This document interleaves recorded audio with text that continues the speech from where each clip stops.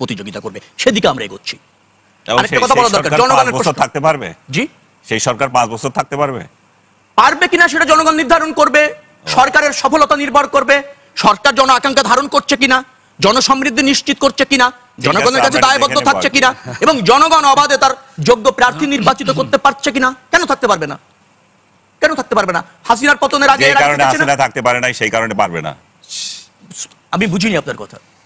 যেটা inclusive election করে নাই বলে হাসিনা থাকতে পারে নাই, সেরকম ইনক্লুসিভ ইলেকশন হয় নাই বলে না, আপনি ইনক্লুসিভ নির্বাচন মানে হাসিনার অংশগ্রহণ ভাবছেন, এটাই তো সমস্যা আপনার। হাসিনার না, তাই তো মনে করছেন। আওয়ামী লীগের কেন, আর কাকে বাধা দিয়েছে? আর কাউকে বাধা নয়। জাতীয় পার্টি দিতে পারছে না, কে বলেছে আপনাকে? এখনো পর্যন্ত সেই সিদ্ধান্ত হয়নি। তো আপনি সিদ্ধান্ত রাজনৈতিক দলগুলির দাবি আছে, আমি আপনাকে বলি রাজনৈতিক দলগুলির দুই একটি রাজনৈতিক দলের দাবি আছে, কে বলেছে পারছে না?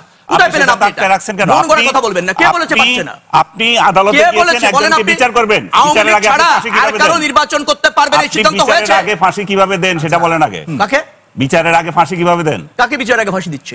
আওয়ামী লীগকে। কোথায়, কে ফাঁসি দিল? আপনি ইলেকশন করতে পারবেন না মানে কি? আপনি জানেন একটা রাজনৈতিক দল ট্রায়াল চলাকালীন সময়ে তার রাজনীতি ওপেন রেখে ট্রায়াল হয় নাকি? কেন পেয়েছেন এটা? কেন হবে না? আপনি অপরাধ করেছেন। কেন? আপনি অপরাধ করে আপনি ধরেন আইনের আশ্রয় না নিয়ে, আইন ফেস না করে বাইরে থাকতে পারেন নাকি? আপনি ব্যক্তিগত আক্রমণ করতে চাই না, আপনাকে আপনার উদাহরণ দিয়ে বলি, আপনি একটা মামলা ফেস করছেন, ঠিক আছে? তো এখন কি আপনি জেলে ঢুকে থাকবেন? না, আমি তো জেলে, আপনার ফাঁসি হয়ে যাবে। আমি আদালত কর্তৃক জামিন প্রাপ্ত। তো সেই আপনি এখনো তো আদালতে যান নাই, আপনি এখনো আদালত ফেস করেন নাই, এখনো ফেস করেন নাই, এখনো ফেস করেন নাই। আপনি যেরকম একটা হত্যা মামলায় আসামি হয়ে আছেন, ঘুরে বেড়াচ্ছেন, টকশো করছেন, সেরকম আওয়ামী লীগও ইলেকশন করার অধিকার রাখে।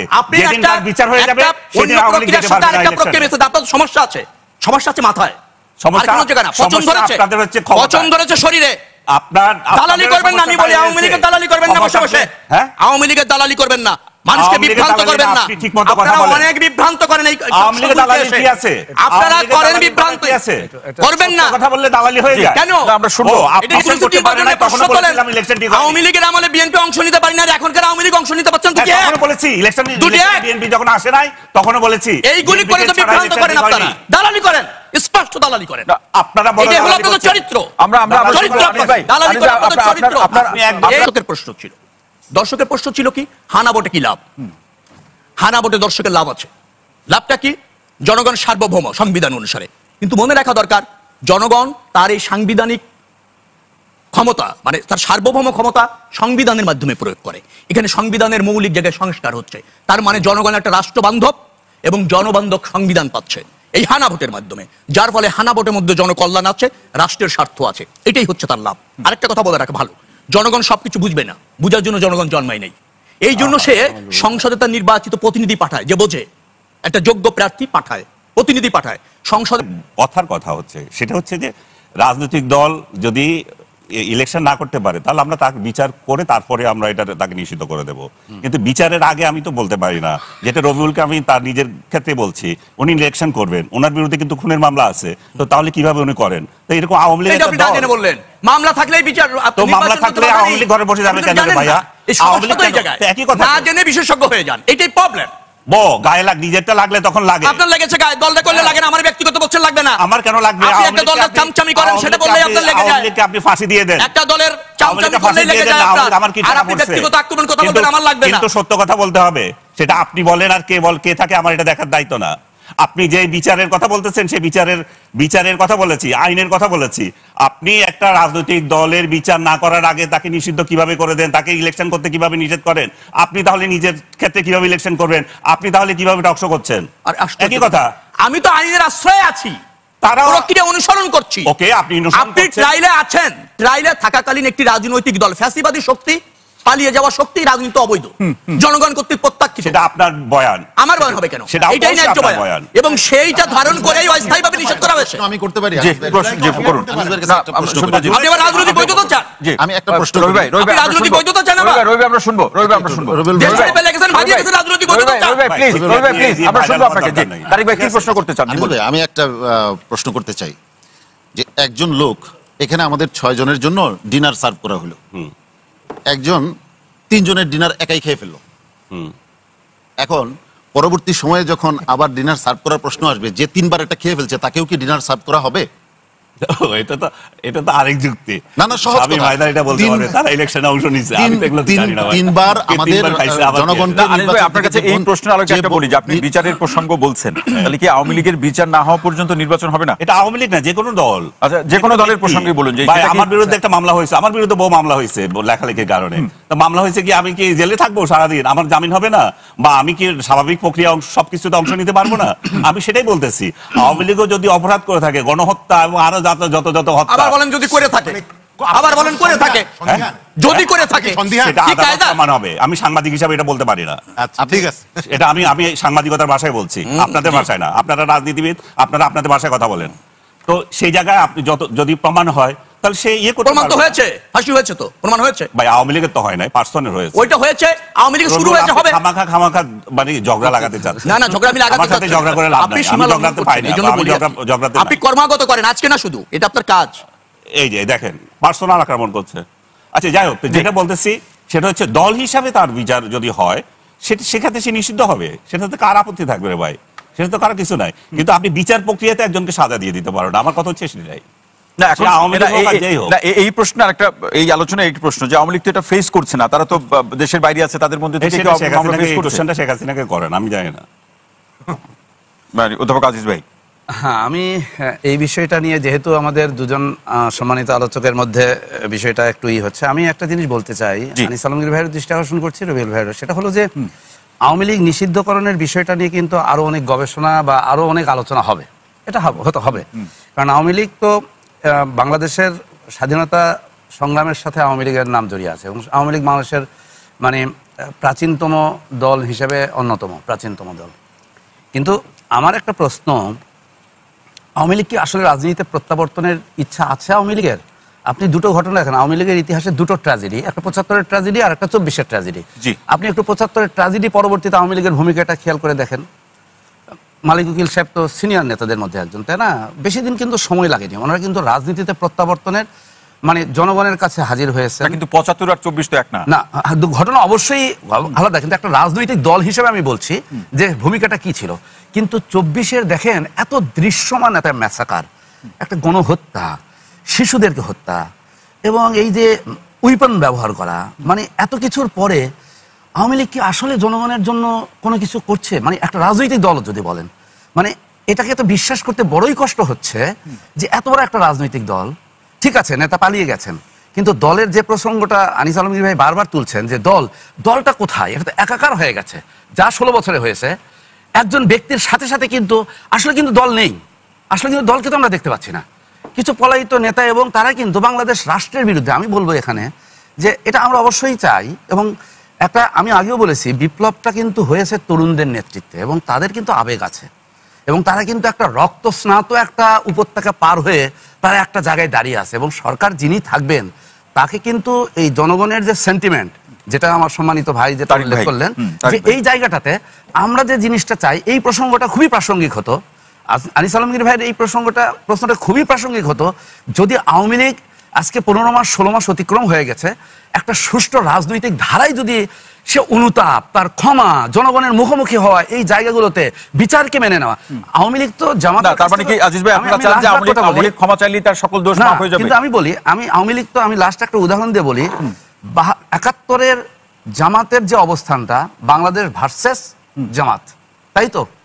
এই 54 বছর জামাত কিভাবে অতিক্রম করেছে? রাজনীতিতে ফিরে আসছে না? ফিরে আসছে তো, কিন্তু তার বিনিময়ে জামাতকে কি কি স্টেজগুলো অতিক্রম করতে হয়েছে?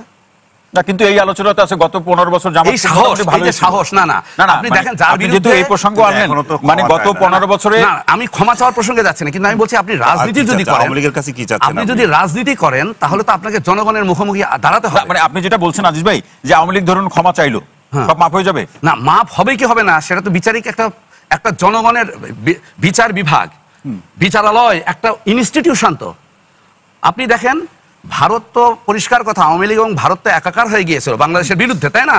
ভারতের স্টেটমেন্টটা কি আছে?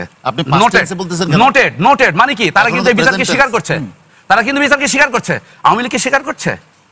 আসুক, নোটেড তারা face মানে করুক। স্বীকার না, নোটেড মানে আমি দেখছি আপনি কি হ্যাঁ, করছেন, ঠিক আছে। এটাই হচ্ছে ডিপ্লোমেসি, এটাই হচ্ছে। এবং তারা বাংলাদেশ থেকে যে পত্র পাঠিয়েছে আজকে আমি পড়ে আসলাম আলোচনা শুরু আগে, তারা বলছে পর্যালোচনা করে দেখছে। হ্যাঁ, এই পর্যালোচনার ভবিষ্যৎ কি এটা তো বুঝতে পারেন। সেটাই হচ্ছে না, অনেকগুলো জিনিস আছে যখন আপনি রাষ্ট্রে থাকেন তখন আপনাকে ডিপ্লোমেসি, আপনাকে ইন্টারন্যাশনাল অনেকগুলো নর্মস, অনেকগুলো স্ট্যান্ডার্ড আপনাকে ফলো করতে হয়, মানে এটাই তো। কিন্তু আমি যে কথাটা বলতে না চাচ্ছি, কিন্তু না আজিজ ভাই ওই কথাটা বলতে এখানে চাচ্ছি আপনি বলবেন, যে কিন্তু আওয়ামী এখানে লীগ প্রশ্নটা হলো আজিজ ভাই, আদৌ কি ব্যাক করতে চাচ্ছে কিনা, এটাই তো জনগণের কাছে স্পষ্ট না।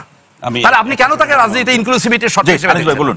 আমি ব্যক্তিগতভাবে শেখ হাসিনা 5 আগস্টের পরে শেখ হাসিনার জন্মদিন ছিল, সেদিন তাকে বলেছি যে আপনার রাজনীতিতে দিন শেষ, আপনি একটা নতুন প্রজন্মের কাছে দিয়ে যান আপনার দলটাকে, এবং এই যে অপকর্ম, যে কৃতকর্ম যা হলো তার জন্য ক্ষমা প্রার্থনা করেন, বা আপনার দল থেকে করেন, আপনার দলটা নতুন ভাবে আসুক, এইটার পুরনো রাজনীতি বাদ দেন।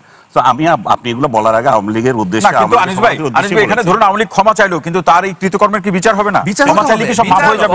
বিচার প্রক্রিয়া তো স্বাভাবিক, এটা তো চলমান, এটা চলবেই। শেখ হাসিনার বিরুদ্ধে যে বিচার হয়েছে এটার জন্য কি আমাকে শুনছেন যে এই বিচার কেন করা হলো?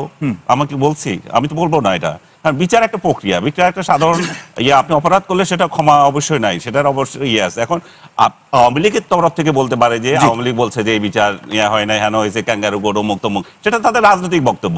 কিন্তু অ্যাজ এ জার্নালিস্ট আমি তো বলবো না যে এই বিচার করা উচিত না, এই বিচার কেন করবে আওয়ামী লীগ। আজিজ ভাই শেষ লাইনটা আমাদের সাজে না বলা। আজিজ ভাই শেষ লাইনটি শুনবো। হ্যাঁ, আমি আমার কথাটা হচ্ছে এটাই যে প্রথমত 24-এর অঙ্গীকারটাই হচ্ছে আওয়ামী লীগকে বা যে কোনো রাজনৈতিক দল, বিশেষ করে আমি বলবো যে আওয়ামী লীগের, যেমন বিস্তারিত সময় পাবো না, এক লাইনে শুনতে হবে এক লাইনে আমি যদি বলে দিতে চাই যে তাদের যে বয়ানটা ছিল, এবং 24 উত্তর বাংলাদেশের বয়ানটা কিন্তু এটা কিন্তু বিপরীত বয়ান। এবং এই বিপ্লবের মূল অর্থই হচ্ছে বিচারকে মেনে নিতে হবে। অসংখ্য ধন্যবাদ। জনগণের সামনে দাঁড়াতে হবে। জি, আমার কাছে মনে হয় মানে অগাস্ট থেকে আজকে 15 মাস আমরা এখনই আসলে আওয়ামী লীগ কি করেছে সেটার মানে নিয়ে অনেক ধরনের প্রশ্ন করছি। মানে আমার কাছে ব্যাপারটা আসলে একটু মানে দুঃখজনক যে আমরা এই যে 1500 তাজা প্রাণ চলে গেল, 1-1.5 বছরও হয়নি, হাজার হাজার ছেলেপেলে এখনো পঙ্গু অবস্থায়, মানে ওদেরকে কি, ওদের কন্ট্রিবিউশনটাকে কি আমরা এত সহজে তাড়াতাড়ি আমরা ভুলে যাচ্ছি? আমাদের স্মৃতি কি এতই মানে এরকম যে আমরা আসলে এখন আমরা আওয়ামী লীগকে পুনর্বাসন করার ব্যাপারে এক ধরনের ভূমিকা নিচ্ছি? জি, ফাইম ভাই অসংখ্য ধন্যবাদ। শরীফ ভাই, আলোচনাগুলো শুনলাম, জুলাই অভ্যুত্থানের বীরদেরকে আমরা ভুলে যাচ্ছি কিনা, জুলাই অভ্যুত্থানের বীরদের সাথে আমরা প্রতারণা করছি, আমরা ভণ্ডামি করছি। জুলাইকে শেখ হাসিনা আওয়ামী লীগ 15 বছর 71কে বিক্রি করেছে। এই একটা ছোট্ট দেশে তার বাবার নামে 24টা বিশ্ববিদ্যালয় করেছে, মায়ের নামে হল করেছে, আর গত 1 বছর আমরা জুলাইকে পথে ঘাটে বিক্রি করছি। আপনি বলেন, জুলাই অভ্যুত্থানের একজন সামনের কাতারের নেতা, তিনি সরকারের মন্ত্রী হিসাবে আছেন, তিনি কোন হিসাবে শত শত কোটি টাকা তিনি যেখানে নির্বাচন করবেন সেখানে ব্যয় করছেন নির্বাচনকে প্রভাবিত করার জন্য? তিনি তো সারা বাংলাদেশের উপদেষ্টা, তিনি তো বৈষম্যের বিরুদ্ধে লড়াইয়ের নেতৃত্ব ছিলেন। এই যে জুলাইয়ের বিতর্কিত করা, জুলাইকে আসামির কাঠগড়ায় দাঁড় করা হয়েছে যারা বেশি বেশি জুলাইয়ের কথা। জি, অসংখ্য ধন্যবাদ। বেশ, স্বামী হেদার পাটোয়ারি। জি, সাইফ থেকে তারিক ভাই বাউলদের ব্যাপার নিয়ে বললেন, যদি উনি অন্যায় করে থাকেন মামলা হবে, অ্যারেস্ট হবে, এটা তো নর্মাল বিষয়, কিন্তু আপনি আইন হাতে তুলে নিতে পারেন না। আপনার তো শরিয়া পুলিশ না আফগানিস্তানের মতো বা সৌদি আরবের মতো, আপনি নাগরিক, আপনি মানে আপনি নামাজ কালাম পড়েন দেখে যে আপনাকে তরোয়াল হাতে আপনাকে বিচার করতে পেরে কিন্তু তারিক ভাই বলছে যে সংক্ষুব্ধ জনতা, সেখানকার না সংক্ষুব্ধ জনতা আমরা তো দেখছি যে মানে মনে হচ্ছে ইসলামিকরাই করছে। এনিওয়ে, বাউলদের এই নির্যাতনের জন্য তো আর জুলাই রেভলিউশন হয়নি, মাজার ভাঙার জন্য তো জুলাই রেভলিউশন হয়নি। পাকিস্তানের থেকে ওর সাথে অসাধারণ ফ্রেন্ডশিপ, পাকিস্তান কি ক্ষমা চেয়েছে? পাকিস্তান কি আমাদের অর্থ সম্পদ লুট ফেরত দিয়েছে, রেপ করেছে? বিএনপির কাছে অনেকগুলো সুন্দর ভ্যালুজ আছে, তার মধ্যে একটা হচ্ছে বিএনপি বহুত্ববাদে বিশ্বাস করে। জিয়াউর রহমানের কিন্তু বিগেস্ট পলিটিক্যাল ক্যাশ, আর জিয়াউর রহমান স্বাধীনতার ঘোষণা দিয়েছিলেন 27 তারিখে। এই দুটো কিন্তু বাংলাদেশে না থাকলে বিএনপিও বিপদে পড়বে। ওই যে আওয়ামী লীগের জন্য বিএনপির আওয়ামী লীগকে দরকার নেই, মানে এই আলোচনা তো আছে যে খুব ছোট করে যে আপনারা এখন বিএনপির প্রশংসা করছেন, সামনে কোন কিছুর আশা। আমরা এটা করছি বিকজ বহুত্ববাদ দেশের জন্য দরকার। আজ থেকে 6 মাস আগে ভোট হলে, যে কোনো পরিস্থিতিতে ভোট হলে বিএনপি সবাইকে নিয়ে, বিএনপি তো আওয়ামী লীগকে বাদ দেওয়ার কোনো যৌক্তিক কারণ নাই, অসংখ্য ধন্যবাদ। বেশ, প্র্যাকটিক্যাল কারণ নাই। জি, ইফতেখার তারিক ভাই, জি শেষ মন্তব্য বলুন, আমরা শেষ করব। রবিবার শেষ মন্তব্যটা হচ্ছে, ভারত আমাদের রাষ্ট্রের জন্য বিগত সময়গুলোতে হুমকি উপহার দিয়েছে আমাদের অগ্রযাত্রায়। অতএব এই ভারতের প্রতি যারা অনুগত থাকবে তাদের বিরুদ্ধে রুখে দাঁড়ানোটাই জুলাইয়ের আমি মনে করি যে আমাদের চেতনা। পিন্ডির ক্ষেত্রে কি হবে?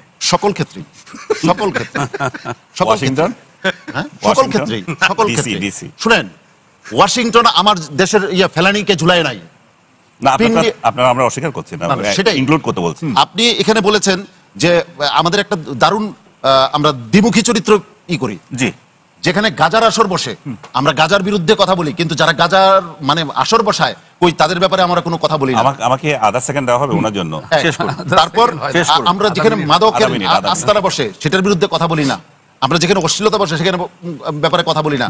আমাদের শামীম হায়দার পাটোয়ারি ভাই উনি যে কথাটি বললেন যে উনি ইসলামিক কি কোনো জায়গায় লেভেল দেওয়া আছে, কোনো সাইনবোর্ড ছিল, কোনো ব্যানার ছিল, কোনো দলের ব্যানার ছিল?